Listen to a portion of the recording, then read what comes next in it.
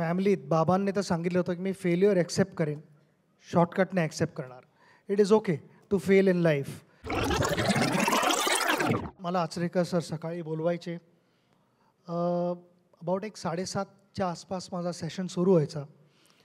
5 नेटमध्ये मी batting करायचो. मग sir म्हणायचे आता तू थोडा वेळ रेस्ट कर, तर मला अर्धा तास रेस्ट करायला मिळायचे तिकडे. परत 5 नेटमध्ये बॅटिंग करायचो आणि लास्टला ज्यावेळेला थकलेलो असायचो बॅटिंग करायचो त्यावेळेला सर स्टंपवरती ₹1चं नाणं ठेवायचे आणि ते कॉईन माझ्यासाठी गोल्ड मेडल असायचं की काही केल्यास सर मला टार्गेट द्यायचे की पुढची 10 मिनटं तू आऊट नाही व्हायचंस, तू कसाही सर्वाईव्ह हो. आणि त्यावेळेला मी एवढं सांगू शकतो की तुम्ही जेवढे बसलेले आहात ना ह्याच्याहून जास्त फील्डर्स असायचे. कारण जो कोण शिवाजी पार्कात असायचा त्याने जर काय कॅच पकडला तर मी आऊट होतो. तुला जर काय बॅटिंग करायची असेल तर तुझ्या हातात बॅट असायला पाहिजे, पॅड्स असायला पाहिजेत पायात आणि फुल क्रिकेट गिअरमध्ये तू धावायला पाहिजेस तिकडे.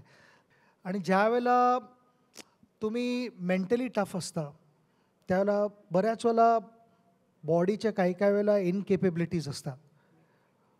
पण मेंटली जर काय तुम्ही बॅटल हरला नाहीत तर बॉडी ऑल्सो स्टार्ट्स कोऑपरेटिंग आणि ते ट्रेनिंग त्यावेळेला मिळालं. तर मी म्हणेन की ते शॉर्टकट न घेणं हे आचरेकर सरांनी शिकवलं.